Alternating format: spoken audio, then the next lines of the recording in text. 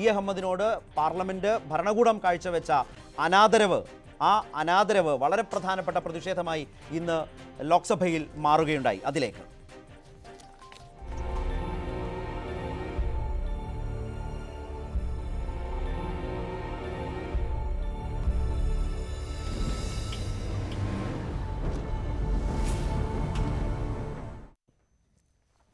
അഹമ്മദിന്റെ മരണവുമായി ബന്ധപ്പെട്ടുണ്ടായിട്ടുള്ള ദുരൂഹത ചർച്ച ചെയ്യണമെന്നാവശ്യപ്പെട്ട് കോൺഗ്രസ് അംഗങ്ങൾ ബഹളം വെച്ചതിനെ തുടർന്ന് ലോക്സഭ സ്തംഭിച്ചു. 1 മണിയോടെ സഭ ഇന്നത്തേക്ക് പിരിയുകയായിരുന്നു. RML ആശുപത്രിയിലുണ്ടായ സംഭവങ്ങൾ ലോക്സഭാ സമിതി അന്വേഷിക്കണമെന്ന് കേരളത്തിൽ നിന്നുള്ള MP-മാർ ആവശ്യപ്പെട്ടു. തിങ്കളാഴ്ച പാർലമെന്റിന്റെ ഇരുസഭകളിലും പ്രതിഷേധം തുടരുമെന്നും അംഗങ്ങൾ അറിയിച്ചു. ഇപ്പോൾ മുസ്ലിം ലീഗ് നേതാവ് ശ്രീ മൈൻ ഹാജി ചേരുന്നു. ശ്രീ NK പ്രേമചന്ദ്രനെ ടെലിഫോൺ ലൈനിൽ നേരിട്ട് പ്രതീക്ഷിക്കുന്നു. ഒപ്പം തന്നെ BJP പ്രാതിനിധ്യവും പ്രതീക്ഷിക്കുകയാണ്. ശ്രീ മൈൻ ഹാജി, ഇക്കാര്യത്തിൽ ലീഗ് ഏറെക്കുറെ തീർച്ചയായും വളരെ പ്രധാനപ്പെട്ട ഒരു നേതാവിൻ്റെ വിയോഗം, അതിൻ്റെ ആഘാതം, അത് കഴിഞ്ഞ് അതിൻ്റെ പിന്നിലത്തെ പ്രശ്നങ്ങളെക്കുറിച്ച് രാഷ്ട്രീയമായി പ്രതികരിച്ച ഒരു ദിവസമാണിന്ന്. ലീഗ് ഇക്കാര്യത്തിൽ അതേ ദിവസം തന്നെ പ്രതിപക്ഷം കേരളത്തിൽ നിന്നുള്ള MP-മാർ ഒറ്റക്കെട്ടായി ഒക്കെ തന്നെ ഈ പ്രശ്നം ലോക്സഭയിൽ ഉന്നയിച്ചല്ലോ. ലീഗിൻ്റെ ഇക്കാര്യത്തിലുള്ള ഒരു നിലപാടെന്താണ്, രാഷ്ട്രീയ നിലപാടെന്താണ്?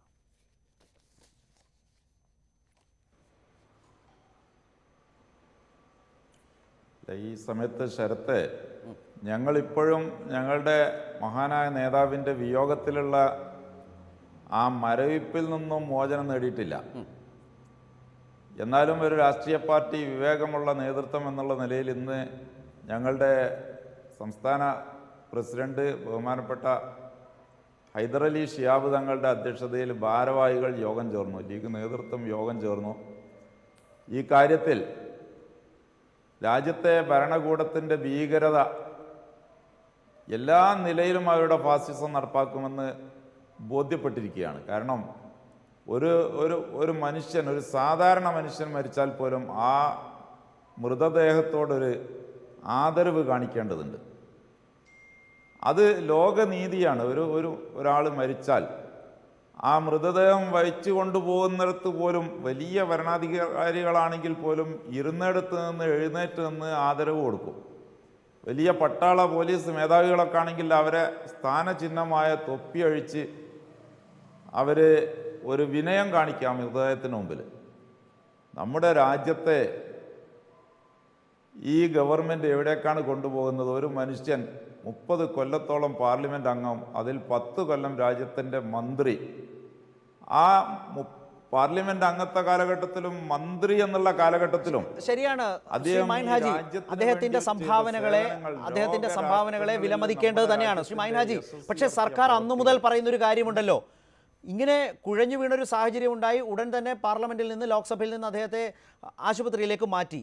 പിന്നെ അത് ആശുപത്രിയുടെ വിശദീകരണത്തിൻ്റെ പ്രശ്നമാണ്. ആശുപത്രിയാണ് അക്കാര്യത്തിൽ വേണ്ടത് പറയേണ്ടത്. സർക്കാരിന് അതിനകത്ത് എന്താണ് റോൾ എന്ന് ചോദിക്കുമ്പോൾ നിങ്ങൾക്ക് കിട്ടിയ അനുഭവങ്ങൾ, ബന്ധുക്കൾക്ക് വലിയ പരാതിയുണ്ട്, വിവരങ്ങൾ പുറത്തേക്ക് വന്നില്ല എന്ന് പറയുന്നത് എല്ലാം ശരിയാണ്. പക്ഷേ സർക്കാർ പറയുന്നത് അത് ആശുപത്രിയുമായി ബന്ധപ്പെട്ട ഒരു പ്രശ്നത്തിനപ്പുറത്തേക്ക് എങ്ങനെയാണ് സർക്കാരിനെ കൂട്ടിക്കെട്ടാനാവുക? പ്രധാനപ്പെട്ട വിമർശനങ്ങൾ ഇതുമായി ബന്ധപ്പെട്ട് അക്കമിട്ട് നിരത്താവുന്നത് എന്താണ്? നടപടി വീഴ്ചകൾ, ചില ദുരൂഹതകൾ അക്കമിട്ട് നിരത്താവുന്നത് എന്താണ്?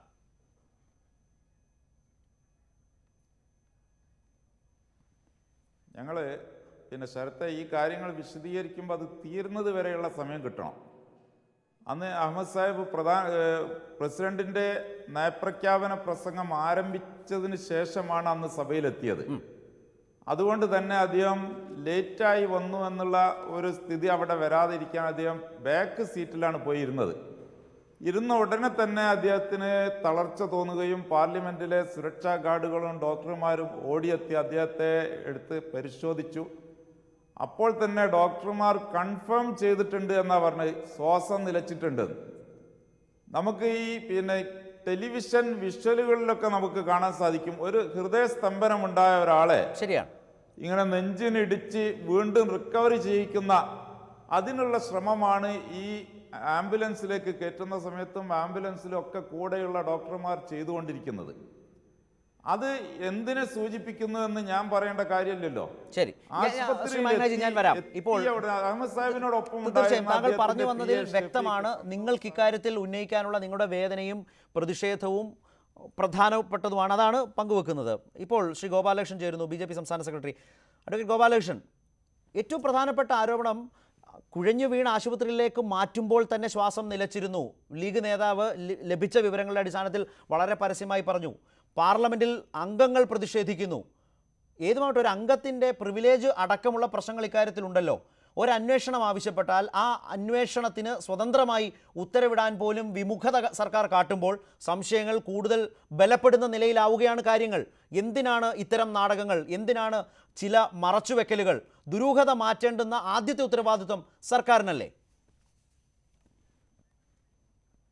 റൈറ്റ്, ശ്രീ ഗോപാലകൃഷ്ണനിലേക്ക് വരാം. ശ്രീ എൻ കെ പ്രേമചന്ദ്രൻ ഇപ്പോൾ ചേരുന്നുണ്ട്. ശ്രീ എൻ കെ പ്രേമചന്ദ്രൻ, ഇക്കാര്യത്തിൽ വിഷയങ്ങൾ വളരെ കുറേ 2 ദിവസമായി ചർച്ച ചെയ്യുന്നതാണല്ലോ. ഇതിൽ പ്രധാനപ്പെട്ട ചട്ടലംഘനം, തെറ്റ്, അതിനൊരു പരിഹാരം നിങ്ങൾ സഭയിൽ ഉന്നയിച്ചത് ഒന്ന് പറയാമോ? കുറഞ്ഞ സമയം മാത്രമേ നമ്മുടെ മുമ്പിലുള്ളൂ. ശ്രീ പ്രേമചന്ദ്രൻ. ഞങ്ങൾ പ്രധാനമായും ഉന്നയിച്ചത് ഈ പ്രശ്നത്തെ സംബന്ധിച്ച് ഗവൺമെൻറ് ഒരു പ്രസ്താവന പുറപ്പെടുവിക്കണം.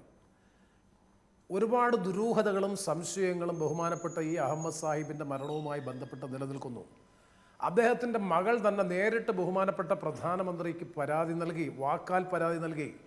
ഞങ്ങളെല്ലാം പോയി കണ്ട ഞങ്ങൾക്കെല്ലാം ഒരുപാട് സംശയങ്ങളും ദുരൂഹതകളും തോന്നി. അതിൻ്റെ അടിസ്ഥാനത്തിൽ ഇതുമായി ബന്ധപ്പെട്ടുണ്ടായിട്ടുള്ള കാര്യങ്ങളെ സംബന്ധിച്ച് സമഗ്രമായ ഒരു അന്വേഷണം നടത്തണം. ഈ പ്രശ്നത്തിൽ ഗവൺമെൻറ് സഭയിൽ പ്രസ്താവന നടത്തണമെന്ന് ആവശ്യപ്പെട്ടുകൊണ്ട് ഇന്ന് അടിയന്തര പ്രമേയത്തിന് നോട്ടീസ് കൊടുത്തു, ശൂന്യവേളയിൽ നോട്ടീസ് കൊടുത്തു. എന്നിട്ട് പേരുണ്ടായിട്ട് പോലും അത് അവതരിപ്പിക്കാനുള്ള അവസരം നൽകാമെന്ന് ബഹുമാനപ്പെട്ട സ്പീക്കർ സംബന്ധിച്ച അനുമതിക്ക് വേണ്ടി ഞങ്ങളെ ക്ഷണിക്കുമ്പോൾ BJP ബെഞ്ചസ്, ഗവൺമെൻറ് ബെഞ്ചസ് അല്ലെങ്കിൽ ട്രഷറി ബെഞ്ചസ് തന്നെ ബഹളമുണ്ടാക്കിക്കൊണ്ട് സഭാ നടപടികൾ സ്തംഭിപ്പിക്കുകയും സഭ തിങ്കളാഴ്ചത്തേക്ക് പിരിയുകയുമാണ് ചെയ്തത്. അവിടെയാണ് എൻ്റെ പ്രശ്നം. ഗവൺമെന്റിന് സതുദ്ദേശമുണ്ടെങ്കിൽ സുതാര്യമായിട്ടാണ് കാര്യങ്ങൾ നിർവഹിച്ചതെങ്കിൽ എന്തുകൊണ്ട് ഗവൺമെന്റിന് ഇതുമായി ബന്ധപ്പെട്ട സംശയങ്ങളും ദുരൂഹതകളും നീക്കാൻ അതുണ്ടായിരുന്നെങ്കിൽ പ്രശ്നം ഇന്ന് തീർന്നേനെ. തീർച്ചയായും അതാണ് പ്രധാനപ്പെട്ട പ്രശ്നം. ഞാൻ ശ്രീ പ്രേമേന്ദ്രൻ ഒരിക്കൽ കൂടി താങ്കളിലേക്ക് വരാം. ശ്രീ ഗോപാലകൃഷ്ണൻ, താങ്കൾ ഇപ്പോൾ വീണ്ടും ലൈനിലുണ്ടല്ലോ. ഇതിൽ സഭയിലെ അടക്കം നിങ്ങളുടെ അംഗങ്ങളുടെ പ്രകടനം കാണുമ്പോഴാണ് ഉണ്ടായ സംശയങ്ങളോ ഉണ്ടായ പ്രശ്നങ്ങളിലുള്ള നിങ്ങളുടെ താല്പര്യമോ ആളുകളിൽ കൂടുതൽ ബലപ്പെടുന്നത്. എന്താ, ഒരു രാഷ്ട്രീയ പ്രശ്നവും ഇതിലില്ലല്ലോ. നിങ്ങൾക്കൊപ്പം അവിടെ ഇരിക്കുന്ന അല്ലെങ്കിൽ നിങ്ങളുടെ അംഗങ്ങൾക്കൊപ്പം അവിടെ ഇരിക്കുന്ന ഒരു അംഗത്തിൻ്റെ മരണത്തിൻ്റെ കാര്യത്തിൽ പോലും ഇമാതിരി പ്രതിഷേധിക്കേണ്ട കാര്യം എന്താണ്? എല്ലാവരും ഒറ്റക്കെട്ടായി നിന്ന് ഒരു അന്വേഷണം എന്ന ആവശ്യത്തെ നിങ്ങൾ എതിർക്കുന്നത് എന്തിനാണ്? നിങ്ങൾക്ക് എന്തോ മറയ്ക്കാനുണ്ട് എന്നല്ലേ അതിൻ്റെ അർത്ഥം? ആശുപത്രി അധികൃതർ എന്തെങ്കിലും അനാസ്ഥ കാട്ടിയിട്ടുണ്ടെങ്കിൽ ആ അനാസ്ഥ അന്വേഷിക്കുന്നതിൽ യാതൊരു തടസ്സവുമില്ല. ബഹുമാനപ്പെട്ട പറഞ്ഞതിൽ തന്നെ ഒരു വലിയ അലംഭാവമുണ്ട്. അദ്ദേഹത്തെ കൊണ്ടുപോയത് ഇന്ത്യൻ പാർലമെന്റിൽ നിന്നാണ്. പറയുമ്പോൾ ഇടയിൽ പറയല്ലേ ശ്രീ ഗോപാലകൃഷ്ണൻ, അദ്ദേഹത്തെ കൊണ്ടുപോയത് ഇന്ത്യൻ പാർലമെന്റിൽ നിന്നാണ്. ഹലോ പറഞ്ഞോളൂ. ആശുപത്രിയിൽ എന്തെങ്കിലും അനാസ്ഥ ഉണ്ടാവുകയോ ആശുപത്രി അധികൃതരുടെ കയ്യിൽ നിന്ന് കേൾക്കുന്നുണ്ട്, പറഞ്ഞോളൂ. ആശുപത്രി അധികൃതരുടെ കയ്യിൽ നിന്ന് ഏതെങ്കിലും തരത്തിലുള്ള അനാസ്ഥ ഉണ്ടായിട്ടുണ്ടെങ്കിൽ അത് അന്വേഷിക്കാൻ വഴികളുണ്ട്. അതിനു പകരം ബഹുമാന്യനായ മുൻ MP അഹമ്മദ് സാഹിബിന്റെ പേരിൽ അദ്ദേഹത്തെ അനാദരവ് കാട്ടിക്കൊണ്ട് ശ്രീ ഗോപാലകൃഷ്ണൻ, പ്രശ്നം അതല്ല. ഏറ്റവും പ്രധാന മുസ്ലിം ലീഗ് നേതാക്കൾ തന്നെ പരസ്യമായി പറഞ്ഞല്ലോ, പാർലമെന്റിൽ കുഴഞ്ഞു വീണ ഘട്ടത്തിൽ തന്നെ അദ്ദേഹത്തിന്റെ ശ്വാസം നിലച്ചു. ഞാൻ സംസാരിക്കുമ്പോൾ നിങ്ങൾ ഇങ്ങനെ ഇടയിൽ സംസാരിച്ച പിന്നെ എനിക്കാണ് സംസാരിക്കാൻ പറ്റുക. ശ്രീ ഗോപാലകൃഷ്ണൻ, അതിന്റെ വിഷയത്തിലേക്ക് വരൂ. ആ പാർലമെന്റ് അംഗത്തിന്റെ സംസാരിക്കുന്നത് ശ്രീ ഗോപാലകൃഷ്ണൻ കാട്ടുന്നത് ഇത് രാഷ്ട്രീയ പ്രേരിതമായി ഈ വിഷയത്തെ ഉപയോഗിക്കാൻ ശ്രമിക്കുന്നവരാണ്. ശ്രീ ഗോപാലകൃഷ്ണൻ, ഞങ്ങളെ സംബന്ധിച്ചിടത്തോളം ഏതെങ്കിലും അനാസ്ഥ ആശുപത്രിയിൽ ഉണ്ടായിട്ടുണ്ടെങ്കിൽ അത് അന്വേഷിച്ചോട്ടെ. ഞാൻ ചോദിക്കട്ടെ, AK ആന്റണി കേരളം ഭരിക്കുന്ന സമയത്തായിരുന്നല്ലോ ബഹുമാന്യനായ സിക്കന്ദർ ഭട്ട് ഓക്സിജൻ കിട്ടാതെ മരിക്കുന്നത്. അതിനെക്കുറിച്ച് അന്വേഷണം നടത്തണമെന്ന് ആരും പറഞ്ഞില്ലല്ലോ. അന്ന് പറയാമായിരുന്നല്ലോ. ശ്രീ ഗോപാലകൃഷ്ണൻ, ഇതിൽ നിങ്ങൾ ആശുപത്രിയുടെ തലയിലേക്ക് മാത്രം ഇത് കെട്ടിവെക്കുന്നത് എന്തിനാണ്? ഇത്തരം ദുരൂഹത നീക്കാൻ മുൻപിൽ നിൽക്കേണ്ട ആളുകളല്ലേ സർക്കാർ? അങ്ങനെയാണെങ്കിൽ ഒരു അന്വേഷണത്തിനുള്ള ഒരു ഉത്തരവ് സർക്കാർ ഇടാൻ എന്തുകൊണ്ടും മടിക്കുന്നു? ആശുപത്രി അധികൃതരുടെ എന്തെങ്കിലും അനാസ്ഥ ഉണ്ടെങ്കിൽ ആ അനാസ്ഥ അന്വേഷിക്കാൻ ബഹുമാന്യനായ പ്രധാനമന്ത്രി തയ്യാറാണ് എന്ന് അദ്ദേഹം തന്നെ നേരിട്ട് പറഞ്ഞതാണ്. അങ്ങനെയാണോ? ശ്രീ എൻ കെ പ്രേമചന്ദ്രൻ, ഞാൻ ഇടപെടുന്നുണ്ടെന്ന് തോന്നുന്നത് സമയക്കുറവുകൊണ്ടാണ്. പ്രധാനമന്ത്രി തന്നെ ശ്രീ ഗോപാലകൃഷ്ണൻ പറഞ്ഞതിനെ വിശ്വാസത്തിലെടുക്കുന്നു. ശ്രീ പ്രേമചന്ദ്രൻ, പ്രധാനമന്ത്രി പറഞ്ഞതിനെ വിശ്വാസത്തിലെടുക്കുന്നു. അന്വേഷിക്കാൻ തയ്യാറാണെന്നൊരു മനോഭാവം പ്രധാനമന്ത്രിക്കുണ്ട്. ഞങ്ങളെ സംബന്ധിച്ചിടത്തോളം ശ്രീ എൻ കെ പ്രേമചന്ദ്രൻ, താങ്കളോടാണ്. ഇന്ത്യൻ യൂണിയൻ മുസ്ലിം ലീഗ് പ്രധാനമന്ത്രി അന്വേഷിക്കാൻ തയ്യാറാണ് എന്ന് പറഞ്ഞാൽ പ്രശ്നം തീർന്നല്ലോ. പ്രധാനമന്ത്രി പോയിട്ട് ഒരു സഹമന്ത്രി പോലും ഇന്ന് സഭയിൽ മറുപടി പറയാൻ തയ്യാറായില്ല. അവിടെയാണ് പ്രശ്നം. ഞാൻ ചോദിച്ചില്ല, ഇന്ന് ഈ പ്രശ്നം തീരുമായിരുന്നല്ലോ. ഇതിനെ രാഷ്ട്രീയവൽക്കരിക്കുകയാണ് നിങ്ങൾ. ഈ മെഡിക്കൽ കോളേജിൽ അല്ലെങ്കിൽ RML ഹോസ്പിറ്റലിൽ ഉണ്ടായിട്ടുള്ള സംഭവങ്ങൾ ഇതാണ്. ഇത്ര മണിക്കാണ് അദ്ദേഹം മരിച്ചത്, എല്ലാ കെയറും കോഷനും കൊടുത്തു, ഇന്ന കാര്യങ്ങളാണ് സംഭവിച്ചത് എന്നതിനെ സംബന്ധിച്ച് ഗവൺമെന്റ് ഇന്ന് പ്രതിപക്ഷത്തിന്റെ വാദം കേട്ടതിന് ശേഷം അല്ലെങ്കിൽ അഭിപ്രായങ്ങൾ കേട്ടതിന് ശേഷം വളരെ ആരോഗ്യകരമായി അതിന് മറുപടി പറഞ്ഞിരുന്നുവെങ്കിൽ ആ പ്രശ്നം ഇന്ന് തീരുമല്ലോ. ശ്രീ ഗോപാലകൃഷ്ണൻ നിർഭാഗ്യവശാൽ, ശ്രീ പ്രേമേന്ദ്രൻ ഞാനൊന്ന് ഇടപെടുന്നു. ശ്രീ ഗോപാലകൃഷ്ണൻ നിർഭാഗ്യവശാൽ അങ്ങനെ ഒരു സമീപനം ഇന്ന് പാർലമെന്റിൽ ഉണ്ടായില്ല. അതാണ് പ്രശ്നം. പാർലമെന്റിലെ കാര്യങ്ങളൊക്കെ നമ്മൾ എല്ലാവരും കണ്ടതാണെന്ന്. പാർലമെന്റിൽ പറയുന്നത് എന്താ? ഈ അഹമ്മദ് സാർ അദ്ദേഹത്തിന്റെ ദേഹവിയോഗത്തിന്റെ കാരണക്കാർ BJP-ക്കാരാണെന്ന് അങ്ങനെയൊന്നും അല്ല. ശ്രീ ഗോപാലകൃഷ്ണൻ അങ്ങനെ അതിനെ രാഷ്ട്രീയവൽക്കരിക്കരുത്. അവിടെ ഈ പ്രശ്നം ഉന്നയിച്ച ശ്രീ പ്രേമേന്ദ്രൻ, നിങ്ങൾ അങ്ങനെയാണോ ആ വിഷയത്തെ കാണുന്നത്? BJP ആണ് ഈ അഹമ്മദിന്റെ മരണത്തിന്റെ ഉത്തരവാദി എന്നൊക്കെ ശ്രീ ഗോപാലകൃഷ്ണൻ പറയുന്ന പോലെയാണോ നിങ്ങൾ ഈ വിഷയം സഭയിൽ ഉന്നയിച്ചത്? എങ്കിൽ അതും തെറ്റാണല്ലോ. BJP ആണെന്നോ RML ഹോസ്പിറ്റലാണെന്നോ അല്ലെങ്കിൽ ഇതിനകത്ത് എന്തെങ്കിലും മറ്റൊന്ന് ഒരാക്ഷേപവും ഞങ്ങൾ ഉന്നയിച്ചു. ഞങ്ങൾ ആകെ പറഞ്ഞിട്ടുള്ളത് മരണാനന്തരം നടന്നിപ്പോൾ അദ്ദേഹത്തിന്റെ മകൾ അതുപോലെ പ്രധാനപ്പെട്ട നേതാക്കൾ സോണിയാഗാന്ധി അടക്കമുള്ളവർ അവിടെ വന്നിട്ട് അവരെ ആരെയും ഒന്ന് കാണാൻ പോലും അനുവദിക്കാത്ത നിലയിൽ സങ്കീർണമായി പ്രശ്നമുണ്ടാക്കിയതുമായി ബന്ധപ്പെട്ട വിഷയങ്ങളെ സംബന്ധിച്ച് സമഗ്രമായ ഒരു അന്വേഷണം നടത്തണമെന്നും ഈ കാര്യത്തിൽ ഗവൺമെന്റ് പ്രസ്താവന നടത്തണമെന്നുമാണ് ഞങ്ങൾ ആവശ്യപ്പെട്ടത്. BJP കൊന്നെന്നോ ആശുപത്രി അധികൃതർ കൊന്നെന്നോ ഒരു കേസോ ഒരു പ്രശ്നമോ ഒരു ഘട്ടത്തിൽ പോലും ആരും ഉന്നയിച്ചിട്ടില്ല. പ്രശ്നം സങ്കീർണവൽക്കരിക്കുന്നതും സംശയം വർദ്ധിപ്പിക്കുന്നതും ഗവൺമെന്റിന്റെ നിലപാടുകളാണ്. ഇന്ന് സഭയിൽ ഉന്നയിച്ചപ്പോഴും സഭാ നടപടികൾ സാധാരണ പ്രതിപക്ഷമാണ് തടസ്സപ്പെടുത്തുന്നതെങ്കിൽ ഇന്ന് സഭാ നടപടികൾ തടസ്സപ്പെടുത്തിയത് CBI പ്രശ്നം ഉന്നയിച്ചുകൊണ്ട് മന്ത്രി തന്നെ നിർദ്ദേശിക്കുന്നതനുസരിച്ച് അവർ തന്നെ ബഹളമുണ്ടാക്കുന്നു. ഞങ്ങൾ സ്പീക്കറെ കണ്ട് സബ്മിഷൻ ഉന്നയിക്കണമെന്ന് ആവശ്യപ്പെട്ടപ്പോൾ സ്പീക്കർ ഞങ്ങളോട് പറയുന്നു, നിങ്ങൾ സബ്മിഷൻ ഉന്നയിക്കാൻ ഞാൻ സമയം തരാം, എന്നാലും ഗവൺമെന്റ് പ്രതികരിക്കില്ല, ഗവൺമെന്റ് ഈ കാര്യത്തിൽ സ്റ്റേറ്റ്മെന്റ് ഉന്നയിക്കില്ല. എന്തുകൊണ്ട് ഗവൺമെന്റ് ഈ കാര്യത്തിൽ പ്രസ്താവന നടത്താൻ വൈമുഖ്യം കാണിക്കുന്നു? ആ പ്രശ്നമാണ് പ്രധാനപ്പെട്ട വിഷയം. ഇപ്പോൾ ശ്രീ പ്രേമചന്ദ്രൻ വിശദീകരിച്ചതിൽ എന്താണ് സഭയിൽ ഉണ്ടായതെന്ന് വ്യക്തം. സർക്കാർ ഇതേക്കുറിച്ച് ഒരു നിലപാടും പറഞ്ഞിട്ടില്ല. മാത്രമല്ല, സർക്കാർ അതിനെ അങ്ങനെ എടുക്കുന്നില്ല എന്നാണ് മനസ്സിലാക്കേണ്ടത്. ഇത് സർക്കാരുമായി ബന്ധപ്പെട്ടുള്ളതല്ല. എന്തെങ്കിലും ഉണ്ടെങ്കിൽ ആശുപത്രി അധികൃതർ പറയട്ടെ. ഈ ആരോപണങ്ങൾക്കെല്ലാം വിശദീകരണം ഇന്ന് ആശുപത്രിയുടെ ഭാഗത്തു നിന്ന് വന്നിട്ടുമുണ്ട്. അതിനപ്പുറത്തേക്ക് ഏതെങ്കിലും തരത്തിൽ തലയിട്ട് ഏതെങ്കിലും തരത്തിലൊരു രാഷ്ട്രീയ വിമർശനം ഉയരുമ്പോൾ അതിൻ്റെ ഭാഗമാകാൻ സർക്കാർ ഉദ്ദേശിക്കുന്നില്ല എന്നാണ് നിർഭാഗ്യവശാൽ ഒരു മരണവുമായി ബന്ധപ്പെട്ട് ഈ അഹമ്മദ് സാഹിബുമായി ബന്ധപ്പെട്ട് നിൽക്കുന്നൊരവസ്ഥ. ഇതാണ് ലീഗിൻ്റെ മാനസികാവസ്ഥ മനസ്സിലാക്കാം, ലീഗ് നേതാക്കളുടെ മാനസികാവസ്ഥയും മനസ്സിലാക്കാം. തിങ്കളാഴ്ച ഏതായാലും ശക്തമായ പ്രതിഷേധം ഉണ്ടാകുമെന്നാണ് MP-മാർ ഇന്നും പറയുന്നത്. അഹമ്മദ് സാഹിബ് കുഴഞ്ഞു വീണ് ആശുപത്രിയിലേക്ക് കൊണ്ടുപോകുന്നു. ആ സമയത്ത് PA ഷെഫീഖിനോട് ഉടനെ ഹോസ്പിറ്റലിൽ എത്താൻ പറയുന്നു. ഷെഫീഖ് വഹാബ് സാഹിബ് MP-യോടൊപ്പം ഹോസ്പിറ്റലിൽ എത്തുന്നു.